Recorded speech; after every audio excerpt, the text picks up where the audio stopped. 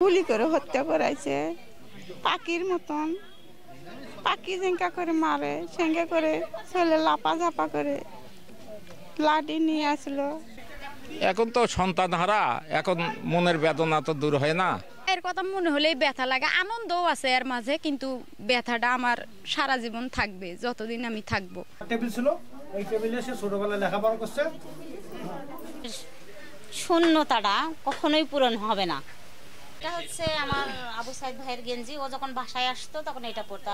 এখন সকলে আসতেছে, আসি বলতেছে যে আমরাই আপনার ছেলে, এই যে বলি গর্ববোধ হয় যে সকলেই আছে। আবার এখন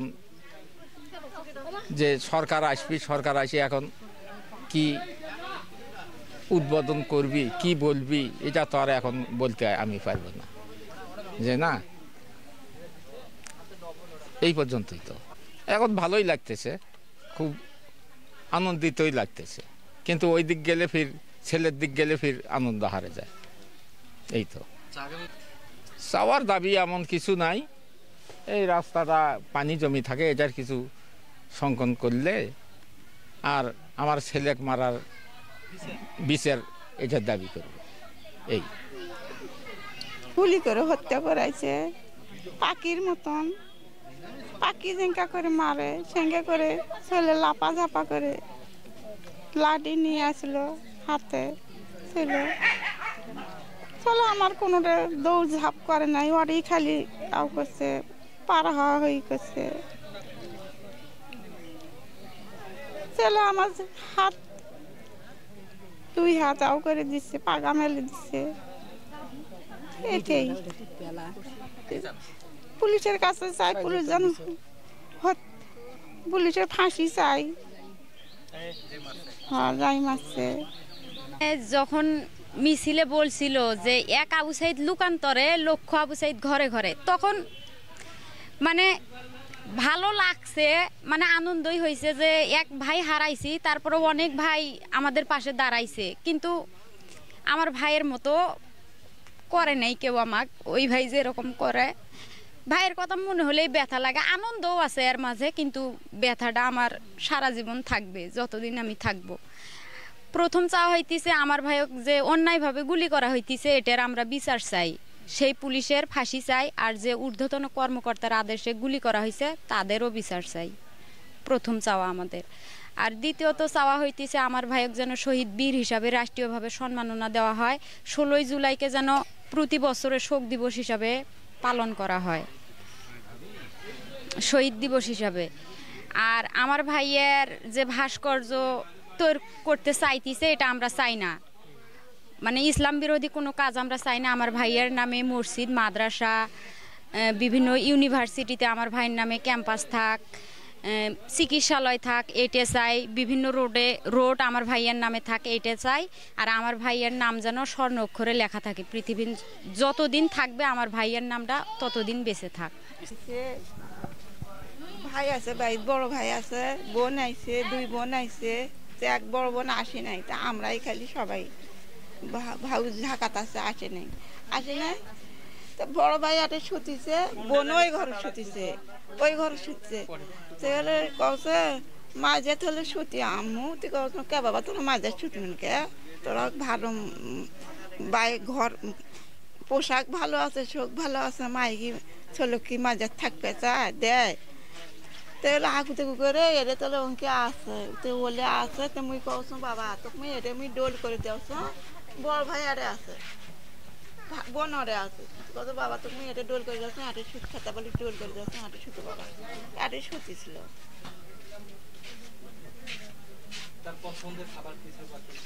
খাবার হলো দেই, থাকলে আর তাই খাইছে। মানে ওর পছন্দের খাবার ছিল মাছ মাংস, মানে শাকসবজি একটু বেশি পছন্দ করতো না, ওর মাছ মাংস বেশি পছন্দ করতো। আর হচ্ছে মানে ঈদের সময় যখন আসছিল, আসার পর ওর ফ্রেন্ডের বিয়েতে গেছিল, আসার পরে রাতের যখন 12টা বাজে ওর দুই বোন আসছিল, ওরা ছিল ওই রুমে। তো এখানে ওর বড় ভাই শুচ্ছে, আবার বড় আব্বা আমার বড় আম্মা, তো ওরা যখন এটার উপরে শুচ্ছে, মানে ও বলতেছে যে আমি কেমন করে বোনদের সামনে মাঝে থাকি, তো কয় আমাকে তাহলে মেঝাত বিছানা করে দাও। কছে এখন বড় আম্মা কাছে যে মেঝাত কীভাবে থাকি, তো কয় বাবা মা থাকতে আমি কীভাবে খাটের উপর থাকি। লাস্ট সেদিন মনে করেন শেষ রাতে অল্প একটু সময় ও মেঝেতে ঘুমায়, আবার ভার্সিটিতে চলে যায়। তারপরের থেকে আর বাসায় আসতে পারে নাই। ও হচ্ছে আবু সাইদের চাচাতো বোন। আমার সাথে আবু সাইদের লাস্ট কথা হয়েছে ঈদে। আমি আমার বাবার বাড়িতে বেড়াতে আসছিলাম, ও ভার্সিটি থেকে আসছিল। আসার পরে দুইজনের মধ্যে অনেক আলাপে হয়। আলাপ হওয়ার পরে ওকে বললাম যে ভাই আমার বাসায় চল বেড়াইতে যাই। তো বলে যে আপা আমার ছুটি নাই, ভার্সিটি থেকে পরীক্ষা চলবে, আমি হচ্ছে নেক্সট টাইম পরীক্ষা হওয়ার পর আমি তোর বাসায় যাব। তারপরে নেক্সট কথা হয়েছে ও যখন সম্মেলনে যায় তার 2 দিন আগে আমার সঙ্গে কথা হয়েছে। তো আমি আবার মেসেঞ্জারে কথা বলছিলাম যে ভাই কী অবস্থা, কেমন আছিস? তো কয় আপা পরীক্ষা হচ্ছে, আমি পরীক্ষা দিতে যাব, পরে কথা বলবো। তারপরে আর আমার সাথে কথা হয় নাই। ঈদে যখন বাড়িতে আসছিল আমরা সবাই অনেক গল্প করলাম। গল্প করার পরে আমার জামাই আসছিল, সবাই একসঙ্গে বসে নাস্তা করছি। করার পরে ও চলে গেল। মনে করেন ও যখন বাড়িতে আসতো আমাদের মধ্যে যারা ছেলেপেলে বংশের মধ্যে আসতে যদি একটু কেউ দুষ্টমি করে তাদেরকেও আসলে ভালোভাবে বোঝায় যে এইসবে সবাই নষ্ট না করে তোমরা পড়ালেখা করো, আমার মতো জানি ভালোভাবে লেখাপড়া করে যে কোনো ভবিষ্যতে একটা কিছু করতে। আর ওর একটা ইচ্ছা ছিল কি, ও আমাদের বংশের মধ্যে কিন্তু সব থেকে ভালো স্টুডেন্ট। ওর ইচ্ছা ছিল যে অনার্সটা তো ইংলিশ ডিপার্টমেন্ট নিয়ে বেগম ভার্সিটি থেকে কমপ্লিট করছে, মনে করেন শুধু পরীক্ষাটা বাকি ছিল লাস্টে। তো ওর ইচ্ছা ছিল যে ওইটা করার পর আমার ছোটো বোন সুমি, ওর ইচ্ছা যে বিসিএস করবে। তো এই বিষয়ে একদিন আলাপ করি, তে কছে যে সুমির যখন ইচ্ছা তে আমি বিসিএসটা করব। আর পাশাপাশি মনে করেন এই কিছুদিনের মধ্যেই একটা ভালো চাকরির আশা করা যায়। নিবন্ধন দিছে আমার ভাই, কিন্তু আবু সাইদ নিবন্ধনে টিকছে, শুধু ভাইবাটা দিতে পারে নাই, তার আগে তো মৃত্যুবরণ করলে আন্দোলনে যায়। তো এখন এত মানুষের ভিড়, এত লোকজন, সবাই তো বলতেছে যে আমরা আবু সাইদ, আমরা লক্ষ্য আবু সাইদ, এক আবু সাইদ মারা গেছে, আমরা লক্ষ্য আবু সাইদ। কিন্তু আমার ওই ভাইয়ের শূন্যতাটা কখনোই পূরণ হবে না। কারণ ওই যেভাবে আমাদেরকে মনে করেন ভালোবাসতো, আমি ওর বড় বোন হলেও মানে এমনভাবে আমরা সবসময় মিলেমিশে থাকতাম। আমি চাচাতো বোন হলেও কেউ কখনো বুঝতেই পারেনি যে হচ্ছে আমরা ওর চাচাতো বোন। এই শূন্যতাটা কখনোই কেউই পূরণ করতে পারবে না, আমার ভাইয়ের শূন্যতাটা।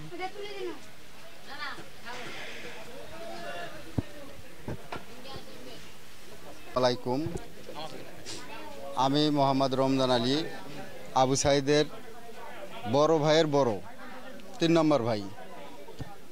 আমি আবু সাইদের সরকারের কাছে আমার দাবি যে আবু সাইদ যে কারণে নির্মমভাবে হত্যা করা হয়েছে পুলিশের গুলিতে, তার দৃষ্টান্তমূলক এর পেছনে যারা যারা আছে ওরা যদি দেশে না থাকে, দেশের বাইরে থাকলেও ওদেরকে দেশে নিয়ে আসে ওদের ন্যায্য বিচার আমার দাবি হচ্ছে আবু সাইদ ভাইয়ের বাসার 2টা বাসা পড়ে। আমি প্রথমেই বলবো যে হচ্ছে আবু সাইদ ভাই আমরা ছোট থেকে দেখতেছি উনি একজন হচ্ছে নম্র ভদ্র একজন ছেলে ছিল। তারপরে হচ্ছে সে একজন ছাত্র হিসেবে অনেক মেধাবী ছিল, আমরা ছোট থেকে দেখতেছি। তারপর হচ্ছে এলাকায় যতদিন চলাফেরা করছে সেটা হচ্ছে উনি একদম খুব সাবলীলভাবে চলাফেরা করতো। এলাকার লোকেরা তাকে নেক নজরে দেখতো, উনি খুব ভালো ছাত্র ছিল। হ্যাঁ, আজকে আসলে সবচেয়ে একটা মানে আমাদের নতুন বাংলাদেশ পেয়েছি। এই নতুন বাংলাদেশের আনন্দ উল্লাস, মানুষের বাক স্বাধীনতা হনন করা হয়েছিল। আজ মুক্ত আকাশের নিচে আপনারাও সংবাদ প্রচার করতে পারছেন, সবাই মানে দৌড়ে যাচ্ছে যে আমরা কথা বলতে পারবো। সংবাদ মাধ্যমের স্বাধীনতা এসেছে, নিজের অধিকারের স্বাধীনতা এসেছে। প্রত্যেকটা জায়গায় যেন মনে হচ্ছে যেন সবাই মুক্ত পাখির মতো উড়ে বেড়াচ্ছে। তো এই এত কিছুর আনন্দের মাঝেও মনে হচ্ছে যে আমাদের মনের ভেতর আমরা যারা আবু সাইদের যারা ফ্রেন্ড আছে, আমি আবু সাইদের বড় ভাই, একই ডিপার্টমেন্টে, আমি ইংরেজি বিভাগের 7 ব্যাচে পড়ি, ও 12 ব্যাচ ছিল, আমি 7 ব্যাচ। এই বিজয়ের দিনে যদি আবু সাইদ এখানে থাকতো তাহলে আমাদের আরও আনন্দে আত্মহারা হয়ে যেতাম। আমাদের সব সময় মনের ভিতর বুকের ভিতর শুধু একটাই আকাঙ্ক্ষা এবং শূন্যতা বিরাজ করছে যে আবু সাইদকে আমরা পাচ্ছি না। তবুও বলবো যে লক্ষ্যে আবু সাইদ তার জীবন বাংলাদেশের এই বৈষম্যের বিরুদ্ধে দিয়েছেন, শহীদ হয়েছেন, এই শহীদের মর্যাদাটা পরবর্তী প্রজন্ম যে সরকারই আসুক না কেন তারা যেন রক্ষা করতে পারে। বাংলাদেশের জনগণ থেকে শুরু করে সবাই যেন আমরা এই একইভাবে ন্যায় নীতির মধ্য দিয়ে আমরা চলতে পারি, এটাই আমরা আশা করি। আচ্ছা, এই যে আগামীকাল হচ্ছে সরকার প্রধান আসতেছে, এই বিষয়টা আপনাদের কেমন লাগছে? আসলে সরকার প্রধান আসতেছে আমাদেরকে অনেক ভালো লাগছে। তারপরেও আমাদের সরকার প্রধানের কাছে প্রধান যে দাবি থাকবে যে আবু সাঈদকে এই দিবালোকের ন্যায় একটা সূর্যের আলোর নিচে পাখির মতো গুলি করে হত্যা করা হয়েছে, এই হত্যার বিচার আমরা প্রথমে চাই এবং কি কারণে হত্যা করা হয়েছে সেই সাথে আমি একইভাবে বলতে চাই, এই বেগম রোকেয়া বিশ্ববিদ্যালয় ক্যাম্পাসে পমেল বড়ুয়া তাকে থাপ্পড় মেরেছিল এবং এটাকে ইন্ধন করেই তাকে পরবর্তীতে হত্যা করা হয়েছে। এই পমেল বড়ুয়া যেন বাংলাদেশের মাটিতে পা রাখতে না পারে, এটা আমার প্রথম দাবি। এবং সেই সাথে অন্যান্য বহিরাগত যারাই ছিল না কেন তাদেরকেও আইনের আওতায় এনে ফাঁসির কাস্টে প্রকাশ্যে ঝুলিয়ে হত্যা করা, এই দাবি আমি জানাই। এই সরকারের আমলে, এই অন্তর্বর্তীকালীন সরকারের আমলে আমরা পরবর্তীতে চাই না, এটা অতি দ্রুত করতে হবে, এটা আমাদের সকলের দাবি। সে আসলে অন্যায়ের সাথে কখনো আপোষ করতো না, মানে কেউ যদি একটা মিথ্যা কথা বলতো সে এটা কখনো মানে মেনে নিত না। যে আমি যদি একটা মজার ছলে মিথ্যা কথা বলতাম সে আমাকে বলতো কেন মিথ্যা কথা বলে, মানে এটা নিয়ে আমাকে অনেক আবার করতো যে মিথ্যা কথা বলা যাবে না, মানে কখনো সে অন্যায়ের সাথে আপোষ করবে না, এরকম ছিল। এই যে আজকে কোটা সমস্যা আন্দোলনে আপনাদের সফলতা ঠিকই অর্জন হয়েছে, জি, সেই কিরকম প্রতিনিধিত্ব করেছিলেন, এই বিষয়টা আপনাদেরকে কতটা কষ্ট? আসলে তার প্রতিনিধিত্ব কথা বলতে গেলে আসলে সেটা তো অসাধারণ ছিল, মানে তার অসাধারণ ছিল।